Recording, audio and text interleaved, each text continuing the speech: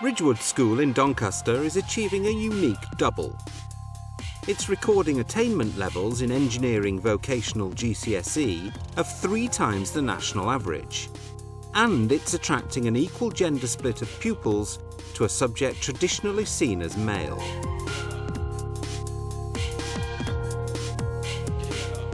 This programme looks in detail at how Ridgewood uses a combination of whole school measures and classroom-based techniques to make the subject appealing to both genders. Once attracted to the subject, girls' interest is sustained, and this is achieved without alienating boys. Many of the techniques used to do this can be replicated by other schools in this and other vocational subjects. Ridgewood School has around 1,250 students and was awarded specialist status in engineering and related technologies in 2002. Staff put the success of their mixed-gender classes down to the cultivation of a policy which elevates the subject beyond its rather grimy past. It starts as early as Year 7.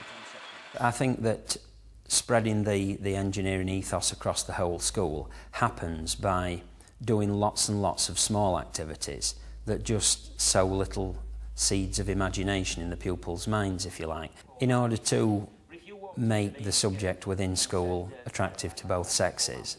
It is a case of chipping away at all sorts of little things within school. For example, we'll try to make sure that pupils rotate round different staff within the department because the male teachers and the female teachers unquestionably give a different angle on a technological or an engineering type subject. The gender balance is important in terms of staff and pupils on the course.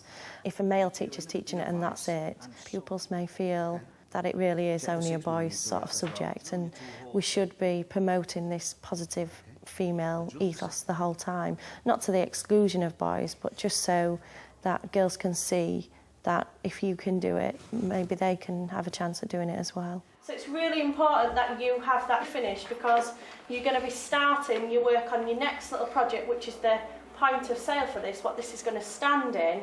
That's going to be started after half term. So you need to have this finished because you're designing that around this piece of card. Okay. We redesigned the whole environment so that the workshop areas were clean, 50% design areas, painted in nice bright colours to appeal to both boys and girls. A lot of people have this sort of dismal view of engineering, that it's all sort of a dirty sort of industry, that you would never want to sort of put yourself there. It's really important to show them the other side of it, that there's lots of different ways of getting in there, how well it's paid, and it's not just the boys that should be doing that, it should be girls as well. So we need to tell the machine 2 settings. Natasha? For the power it's 100% and for the speed it's 2.2. Themed assemblies with eye-catching costume and performances help to get girls involved in the subject. Today's assembly is about famous engineering women. I am Madame Curie. I wish to borrow one of your greenhouses to complete an experiment. Oh, Madame Curie, she wants to borrow my greenhouse. Oui, monsieur. Well, you're welcome in my cucumber patch anytime, Madame. Silly, monsieur. It's for a science experiment. Science experiment? The assembly tracks the progress of women through the ages in a jovial fashion, but there are serious undertones to the message, culminating in the modern-day female boss sacking the idle male workers. So yes, it's fun, and it's meant to be a giggle, if you like, but I think it gives the message to the pupils that the subject in school and as a career is now a very, very desirable career pathway for both boys and girls. Attracting the girls to the subject is only round 1 of the battle. Keeping them engaged is the next phase. I think it's very important to very carefully think about the way that these vocational courses are delivered within school, because a lot of them involve things such as practical project work, which is left to the choice of the teacher. And if the projects are not chosen carefully, there can be a very strong gender bias either to the boys or to the girls. Girls have something else to bring to the world of engineering, the more artistic side, for example. The girls tend to be better, in many cases, with the design side of the subject. For example, on the GCSE engineering at the moment, the students are engaged in designing a sweet dispenser, and I feel that a project such as that gives both the girls and the boys access to show off their natural talent, if you like. It's got a design element to it, and it's got a practical working element to it. I think I expected it to be a lot more boring than it actually is, because of the practical that we get to do. So I enjoy it a lot. Yeah, it's not that bad at all. I just think it's normal that there's girls in the class, because I've not been in an engineering class before, so when I came in year 10, I just saw that as a normal thing. The teachers came into assembly and spoke to us and put on a little performance, which helped to persuade us, showing it's not just males, there is room for girls.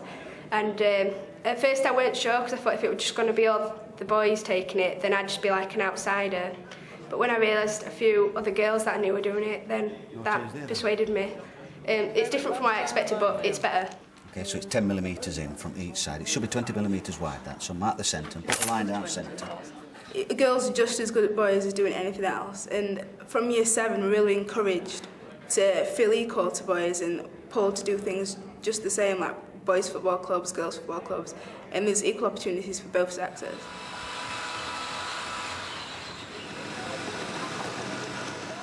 This year, the school has introduced a new GCSE in construction and the built environment. It's one of 64 schools piloting the course nationwide, and remarkably, out of the 35 students on the course, 15 are girls.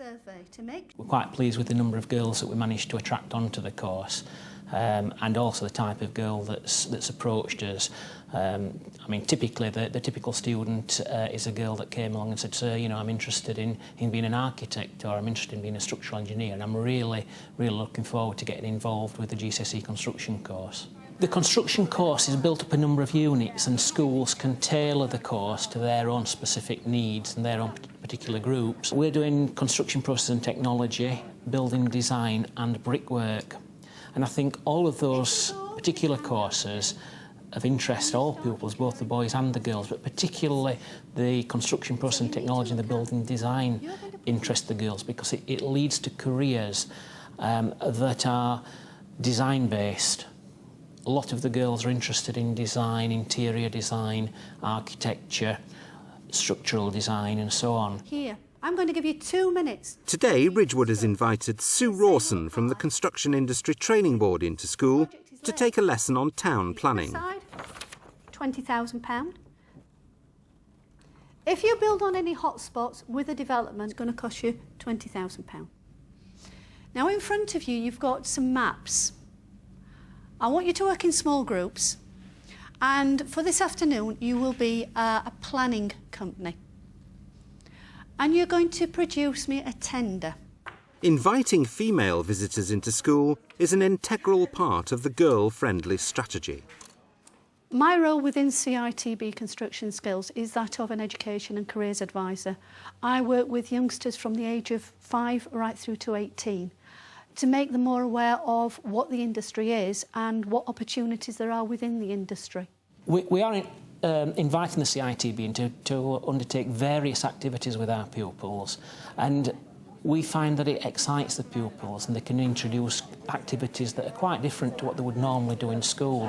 Can I ask why you've put a housing development and a supermarket there? Because the land's cheapest there, and if you've got to link both roundabouts, then you might as well get as many houses in as you can on the cheap land. But do you need to put a road there and a road there? No. Because your road goes up to the roundabout, and the roundabout is right next to both developments, so you don't need that road, and you don't need that road.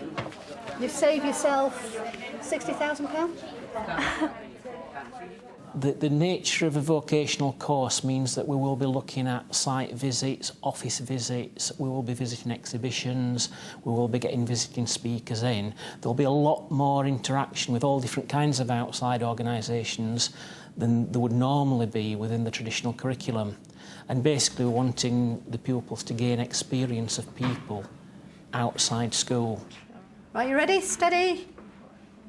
Go. I'm going to give you 2 minutes to reconstruct your plans. Anytime you're over that, it's going to cost you £10,000 per 10 seconds. Okay?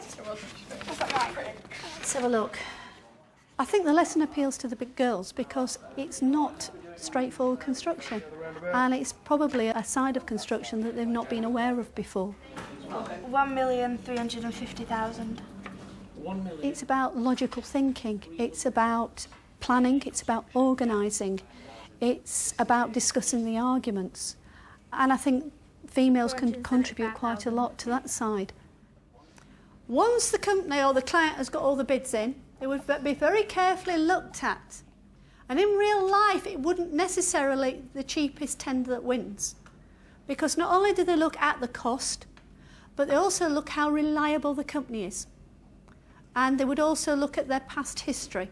So if a company put in a reasonable bid, and they had a good reputation for completing their projects on time, to a good standard, you might just get the edge from another company who puts in a very low bid, but has got a very poor reputation of getting the work done on time, and where perhaps there's been a lot of problems with past projects. When you think about construction, a lot of people think about the builder's bum, they think about the bricklayer, the plasterer, and yet that is only a very small part of construction. Where I think it attracts the females is probably more at the technical, professional end of the industry. And certainly by highlighting these areas, I don't think we're disadvantaging the boys at all. In fact, I think what we might be doing is raising their aspirations alongside of showing the girls what can be done and attracting them in an area that they're probably going to feel a lot more comfortable in. Have we got any volunteers? Who's going to come up first? Come on then, girls.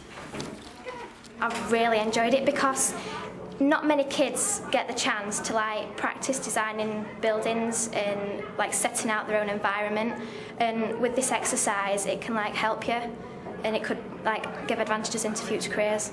We don't want to spread the houses out too much between the roundabouts because then we have to pay for more road. Some girls are just I never do bricklaying in a million years because I put a big nail or anything, but then there's girls like me and the other girls in there, we're just yeah, let's go do it and have some fun. Well, I was attracted to the course because I thought it'd be something new and exciting to do and a bit different from everything else. I don't think it should be stereotyped because there's loads of different aspects to it for everybody, and everybody can do it. You don't just have to be a boy or male, it doesn't matter, you can be female and still do it. Should we put the houses all together on this side so we've got a supermarket? No, because we've got to have more houses on. Generally they are a lot more creative than us. They do see much more better ideas. We've done other activities.